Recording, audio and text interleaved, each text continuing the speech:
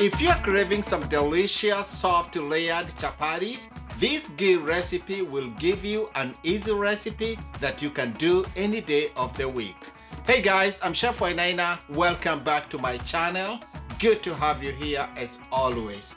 So before I start our simple recipe here today, if it's your first time here, you're welcome. Karibu sana.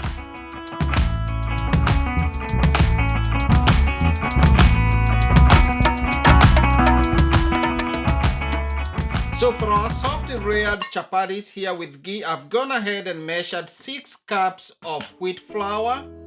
I'm using all-purpose. Into the flour, I'm going to add a tablespoon of salt, kosher salt. Into the flour, I've added about half a tablespoon of sugar. I'm going to mix this slightly, just with a whisk. You can use your hands, definitely. In this small bowl here, I have some extra flour that I'm going to use just as needed. And then I have some ghee here that I will use. Into the bowl with the sugar and flour, I'm going to add 2 cups of water, but I'm going to add just about 3/4 of this. And then I'm going to use a spatula to mix this together. You can use your hands. Go ahead and mix the rest of the water. Once this comes together, I'm going to remove everything onto my board. And then using my clean hands, I'm going to bring everything together.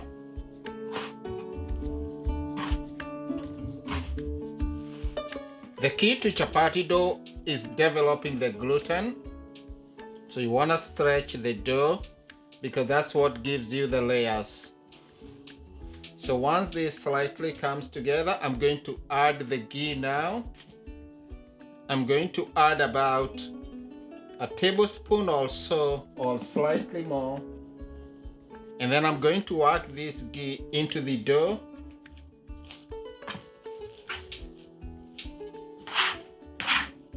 You can use your dough scraper to bring the dough together. Don't worry if the dough looks wet, just continue working the ghee into it and working the dough itself. As I always say, this will reward you at the end. Bring it together here.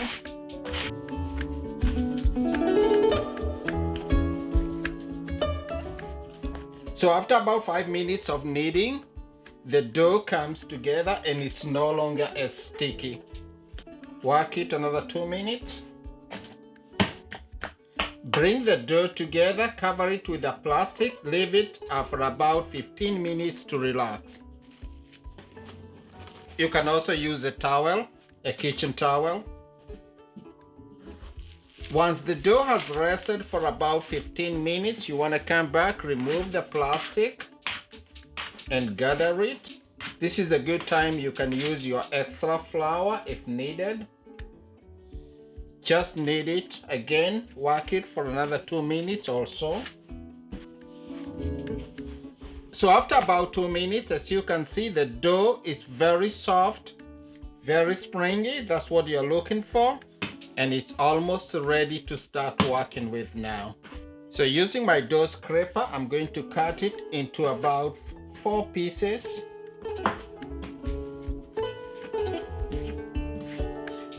Then I'm going to make this into some balls. Roll this. That's very beautiful dough right there.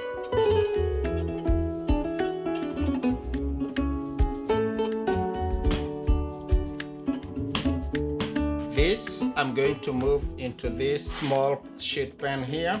Put back the plastic. Give it another 5 minutes. So once the balls are rested, you want to bring it back to your board, dust it with some flour, and then using a rolling pin, I want to bring this to a rectangle.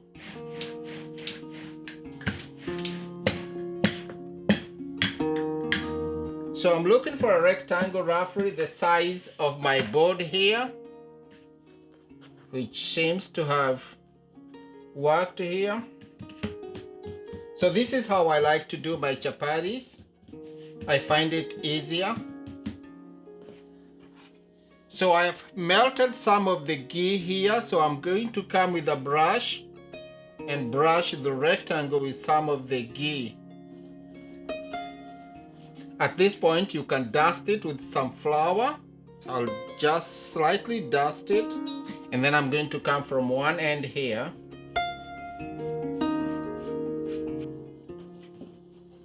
and then using my scraper here I'm going to cut through this and then pull it away, and then I'll continue rolling.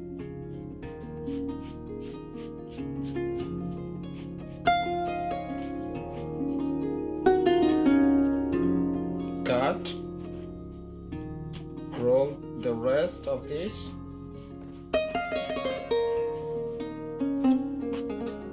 and then I'm going to take my first one here, take this sort of a rope here, and then just coil it or bring it together, boom, and then you get your chapati the regular way we roll chapatis, and then you go to the next one here and you get that,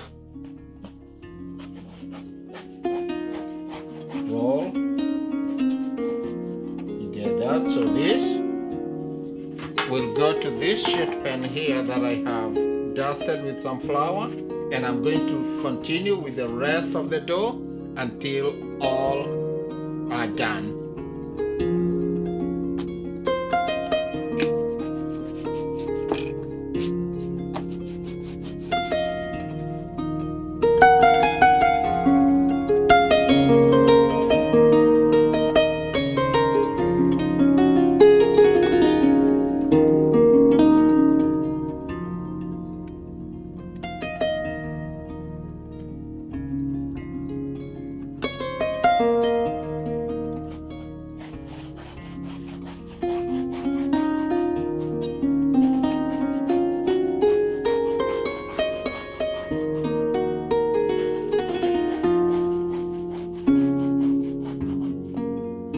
Time to roll up our last one here.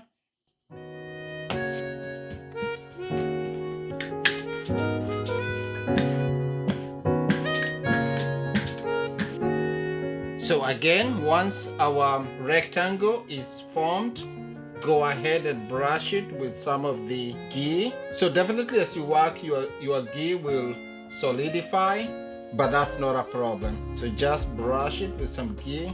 This will give us some very nice, soft, and very tasty chapatis. Ghee is tastier. You can definitely use your hands here, no problem with that too. I just want to work with a brush today. That looks good to me. Some flour, optional, and then just roll it. The size of your chapatis is definitely dependent on you. I have my size. I do this so many times. I just know the approximate size for my chapati just by doing this. So if you practice a couple of times, you're going to figure out what is the exact size for your chapatis, or how many times will give you your chapati. So just roll. If you have this, you can always add it to your next batch. And then this, roll. If it looks too big, just cut it off a little bit.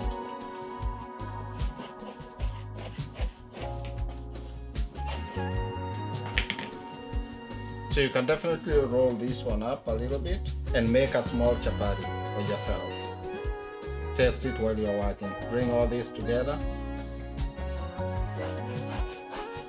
Boom. That's for me. So bring the rest of your rolls here. Add this here. Add your mini chapati. At this point, you can cover them. These are ready to start griddling. So the next step is to start rolling our chapati. So I'm going to dust it into some flour here. Take it out, and then using my pin, all I want to do is roll it into a circle about 8 inches or so. or bring it to your desired size.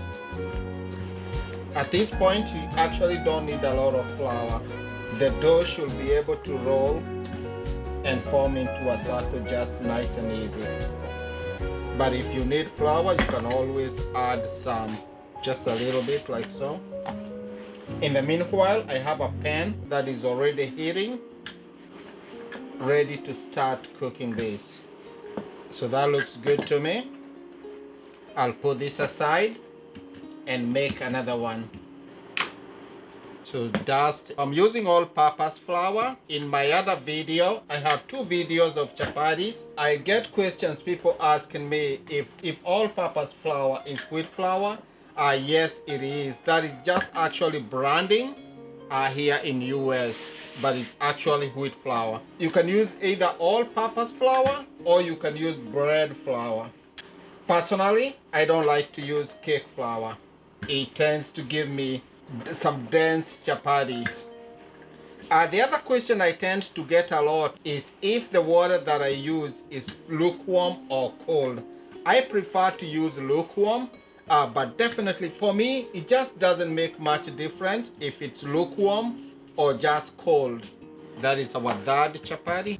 So once your pan is nice and hot and it's almost smoking or just smoking, you want to lay your chapati right on top.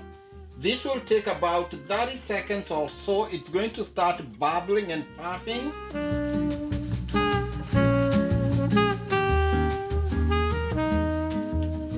So it's been about 30 seconds. You can notice some bubbling right here. So I'm going to come in, turn it, spin it around just a little bit. You can already notice the layering right there. And then it will right away start bubbling or puffing. I will come in here, turn it, and then with some brush, apply some ghee right on top, and then turn it back, and it just puffs. And then add some more ghee. Since I'm using a brush, it's actually very little ghee that I'm using. Turn it back. Our chapati is done, and this goes onto a plate lined with a parchment paper and a kitchen towel. Just remember to check out my one-pot recipes on my channel. They make very good stews and braises. Goes very well with the chapati. Turn this. About 30 seconds, starts bubbling. You want to turn it. Brush with some of your ghee here.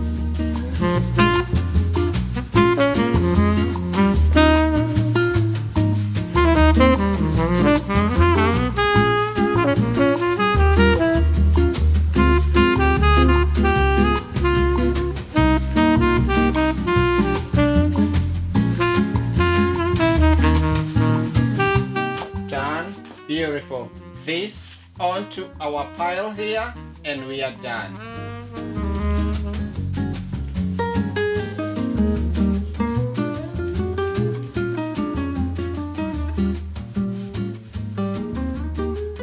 These are just delicious, beautiful chapatis. Look at this. Look at all those beautiful layers. That's what you want in a chapati. That's what you're looking for. I just can't wait to enjoy this. Nice, simple, easy recipe that you can follow and make your beautiful chapatis. So there you have it, friends. One more chapati recipe that you can do any day of the week. Just make a nice stew and you're going to enjoy this, you and your family. Thank you so much for watching. Just remember to subscribe to my channel if you have not yet done so. Give me a like, leave me a comment down below, and I will see you in the next one. Thank you so much for watching.